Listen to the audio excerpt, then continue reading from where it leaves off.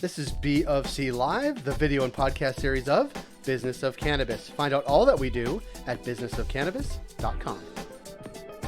On today's B of C Live, we connect with Niambe McIntosh. She is the executive director of Peter Tosh Brand and Legacy. She is the daughter of reggae legend Peter Tosh. We wanted to connect with her about cannabis, about social justice, and about the work she's doing in Massachusetts and beyond. Niambe, thanks for being here. Thank you so much, Jay, for having me. Well, I like to speak to people in Boston, especially during baseball season. That gives me a great amount of joy. But obviously, you're based in Boston. I'm based in Toronto, but I grew up in Natick, so I feel like some camaraderie when we talk to people who are based in Massachusetts. So thank you for making time. And I say that because I'm not creeping you on LinkedIn, but looking at your LinkedIn profile, you have a lot going on. Right, you are you're the executive director of Peter Tosh Brand and Legacy. You are the founder of the Peter Tosh Foundation, and a whole bunch of other things that are relevant to what we're talking about. Talk a little bit about sort of all the work you do, and did I just scratch the surface? Okay, sure. Well, as I've taken over, my father's Peter Tosh, founding member of the Wailers, wrote the iconic song Legalize It, and the anthem for the legalization movement. And I am in charge of his estate. I'm in charge of really carrying on his legacy. I've been doing this for only 10 years. It was run by a public administrator, oddly enough, and now the family has finally really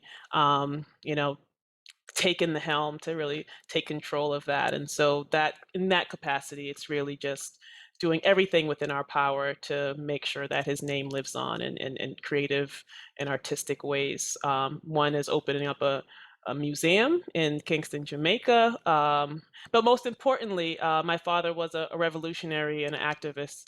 He used his music as his weapon to uplift and educate people. And so we founded the Peter Tosh Foundation, really with the goal to just continue on with that message that was in his music. And talk a little bit about sort of that as it intersects with cannabis and sort of your work, because you're right, that is the anthem. It was an anthem for a Jewish kid growing up in Natick, but more importantly to sort of the movement overall. Talk a little bit about sort of that intersection and how it sort of factors in to the work you do, or even how you approach sort of what you do. Definitely. And so we have 5 initiatives out of the foundation. One is the museum. We have a youth one where we empower young people called Can't Blame the Youth. But we also have Equal Rights and Justice and Legalize It initiative, and that's really all about just making sure that those that have been impacted by cannabis prohibition really have the opportunity to really have a seat at the table. And we've partnered with Minorities from medical marijuana in making sure that that happens. We run expungement clinics. We have done boot camps for small businesses so that they can know all the ins and outs of really getting into the industry. We also have some partnerships with some HBCUs and really make it starting with some educational institutions to bridge the gap that's here within the industry. It seems. Sorry. Something you just said really struck me, because I think I was mentioning before we came on, we were just in New York City doing an event a few weeks ago, and a lot of these things were sort of right at the cusp of what everybody was talking about. And I think all the states that have legalized have tried to bring in social equity into the fold.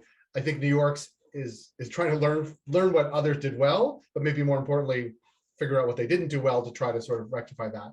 And it seems to be on the fore of the conversation. Licensing, 50% of the licenses in New York. Like, how does that not sound? But like, is that encouraging that states are trying to learn from one another and continue to sort of address this historical inequity?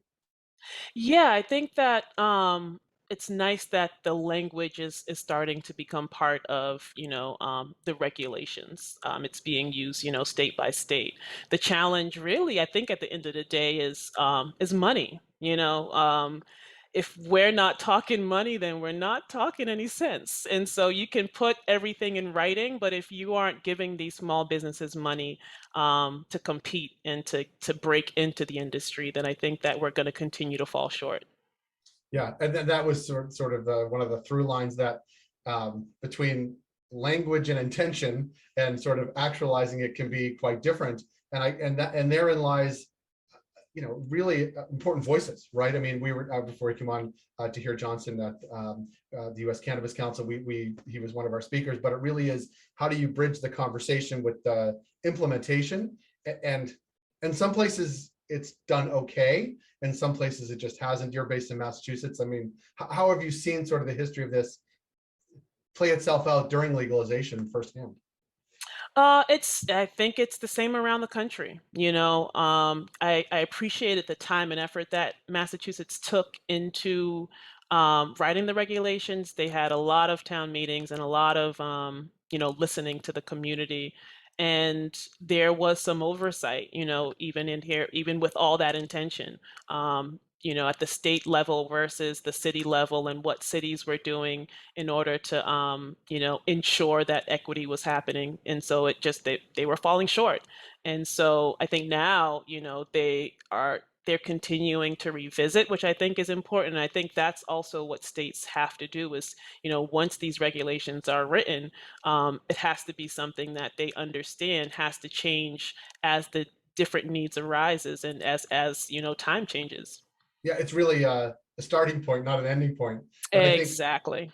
I think we've actually seen, I live in Canada, and what we saw and have seen is that the regulations get written and implemented, and then many elected officials and regulators are like, we are done. This is not an issue we want to talk about. Where really it should be, this is what they are today, and we will revisit either an ongoing way or these specific milestones or touch points, because we want to make sure the social equity component is working. We want to make sure the regulations make sense. We want to make sure there's safe cannabis, like all the things that are the guideposts of sort of why you would do this.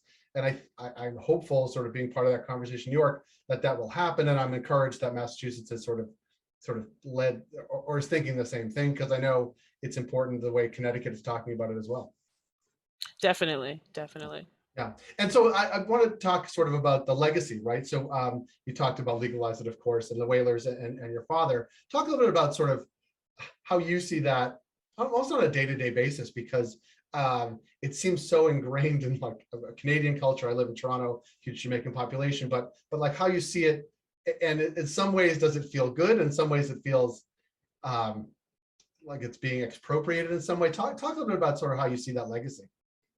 I would agree with both of kind of the sentiments that you shared. There is this pride that I have from knowing that my father wrote this song "Legalize It" in 1976, and in the lyrics he's saying it's good for glaucoma and all of these other ailments. And now to see 40 years later that science and studies in colleges are now deeming these things that he was saying actually true.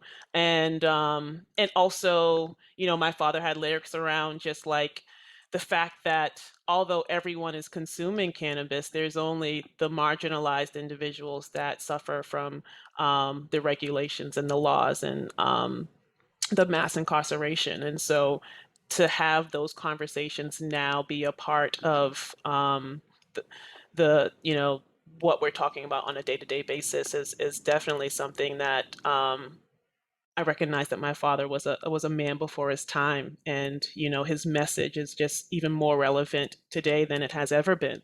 And so there is pride in that, and but at the same time there's work. There's as it's important that we see the accomplishment and the progress, but also see the work that needs to be done. There still are people that are imprisoned over cannabis today.